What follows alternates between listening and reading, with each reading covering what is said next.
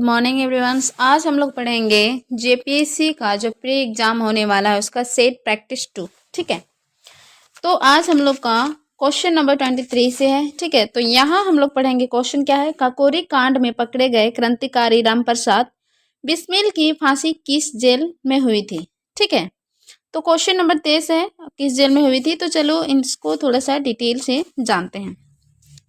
काकोरी कांड 9 अगस्त 1925 को हुई थी। कब हुई थी? 9 अगस्त 1925 को घटित हुई थी। इसमें से 29 क्रांतिकारी पकड़े गए थे, जिनमें से इलाहाबाद जेल में रोशन सिंह और फौजाबाद जेल में अशफाक उल्ला और गोंडा जेल में राजेंद्र लिहाड़ी तथा गोरखपुर जेल में रामप्रसाद बिस्मिल की फांसी हुई थी। तो इसका जो आंसर होगा वो आपका होगा ऑप्शन नंबर सी। ठीक है, इसका राइट आंसर है गोरखपुर जेल, सॉरी।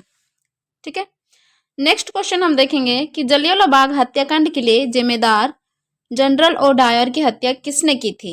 ठीक है, तो उसकी हत्या किसने की थी, तो इसका ऑप्शन कौन सा होगा?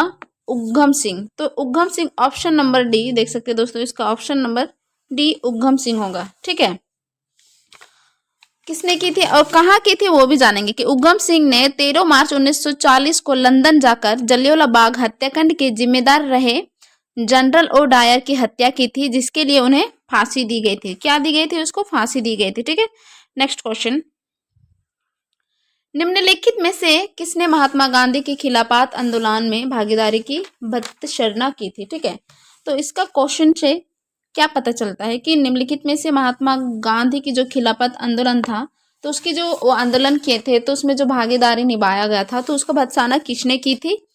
तो यहाँ पे देख सकते हैं किसने की थी, तो इसका आंसर होगा स्वामी श्रद्धानंद। ठीक है, इसका ऑप्शन नंबर डी है। क्वेश्चन नंबर 26, निम्नलिखित में से कौन सा राज्य पटकाई पहाड़ियों से संलग्न नहीं है। निम्नलिखित में से कौन सा राज्य पटकाई पहाड़ियों से संलग्न नहीं है। तो ऑप्शन नंबर ए त्रिपुरा है, option B Assam, option C Manipur, option D Mizoram. ठीक है, तो चलिए जानते हैं। ऑप्शन नंबर ए त्रिपुरा जो है वो पटकाई पहाड़ियों में संलग्न नहीं है, ऑप्शन नंबर ए। चलिए चलते हैं नेक्स्ट क्वेश्चन की ओर। निम्नलिखित में से कौन सा दर्रा सर्वाधिक ऊंचाई पर स्थित है। ठीक है, तो सबसे ऊंचाई पर सबसे ज्यादा, ठीक है, दर्रा क्या होता है,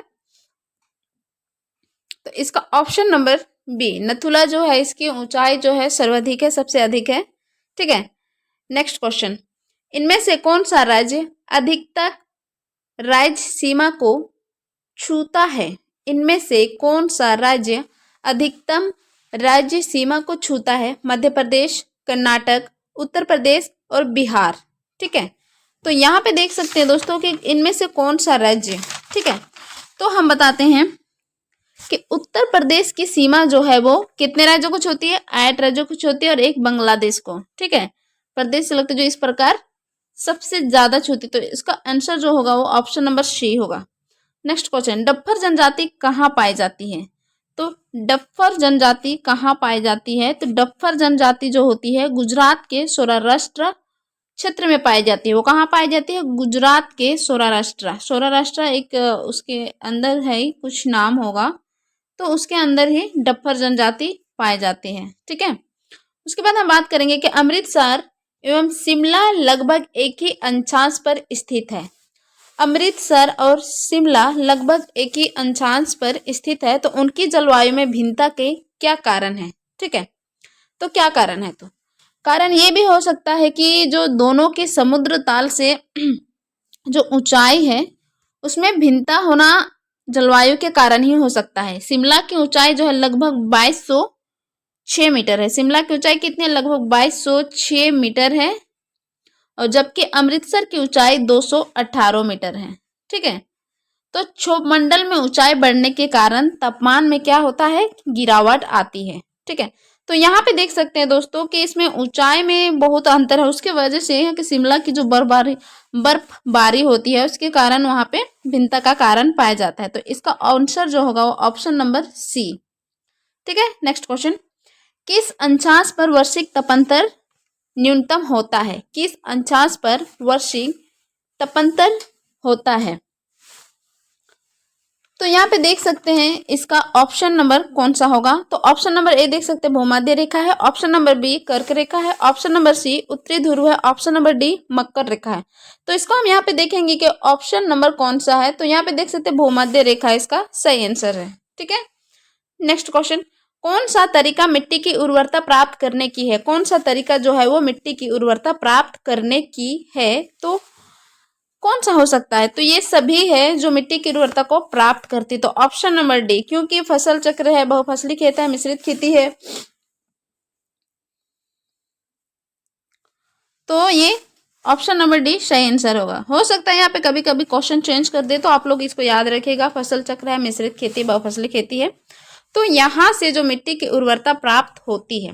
क्वेश्चन नंबर 33, इनमें से कौन से बांध चंबल परियोजना का एक भाग है? इनमें से कौन सा बांध चंबल परियोजना का एक भाग है? तो यहाँ पे हम देखेंगे कि इनमें से कौन सा बांध जो है वो चंबल परियोजना का एक भाग पड़ता है। ठीक है, तो यहाँ पे देख सकते हैं जो गांधी सागर है वो इसका, क्योंकि मैथन वो पड़ता है आपका दामोदर घाटी परियोजना बराकर नदी में, हीराकुंड पड़ता है आपका उड़ीसा महानदी में, और गोविंद सागर पड़ता है आपका बखड़ा नंगल सतलुज नदी में। ठीक है, तो यहाँ पे तीनों अलग अलग जगह पड़ता है, अलग अलग का भाग है। तो ये गांधी सागर जो हो गया हमारा ऑप्शन नंबर सी, वो चंबल परियोजना का एक भाग पाया जाता है। ठीक है, तो इसका ही राइट आंसर होगा। क्वेश्चन नंबर 34, भारत की 15वीं जनगणना के अनुसार कौन से राज्य में आबादी ऋणात्मक विकास दर्ज किया गया है? तो भारत की 15वीं जनगणना के अनुसार कौन से राज्य आबादी में ऋणात्मक विकास दर्ज किया गया है?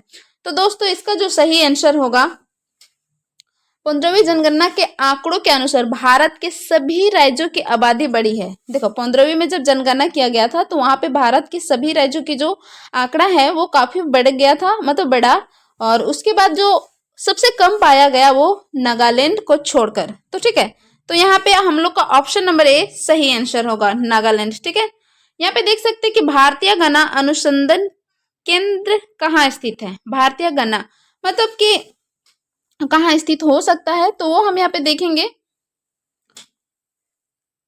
भारतीय गणना अनुसंधान केंद्र लखनऊ में स्थित है, और इसकी स्थापना जो हुई थी 1952 ईस्वी में हुई थी। वो कहाँ स्थित है?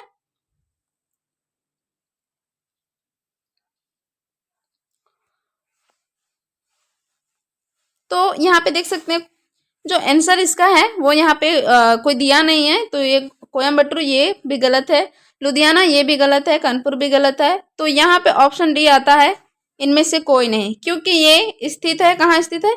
ये जो स्थित है वो आपका लखनऊ में स्थित है, और इसका जो स्थापना हुआ था वो 1952 ईस्वी में हुआ था। ठीक है, तो यहाँ पे जो क्वेश्चन दिया गया है ये सरासर गलत है, क्योंकि इस ऑप्शन के अंदर इसका आंसर नहीं पाया जा रहा है। ठीक है, तो हमेशा याद रखिएगा कि भारतीय गणना अनुसंधान केंद्र जो स्थित है वो लखनऊ में स्थित है, और इसकी जो स्थापना हुई थी वो 1952 ईस्वी में हुई थी।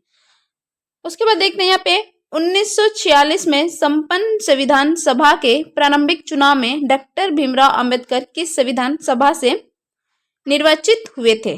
ठीक है, तो यहाँ पे ऑप्शन नंबर ए पूर्वी Bengal, option B Bombay presidency, और ऑप्शन सी तत्कालीन मध्य भारत, ऑप्शन डी पंजाब। ठीक है, तो इसका जो सही आंसर होगा पूर्वी बंगाल होगा, क्योंकि वहां के संविधान सभा से बहुत ज्यादा निर्वाचित हुए थे, उसकी वजह से ये ऑप्शन नंबर ए सही होगा। ठीक है, तो आज के लिए इतना ही काफी है, फिर हम मिलते हैं नेक्स्ट वीडियो में।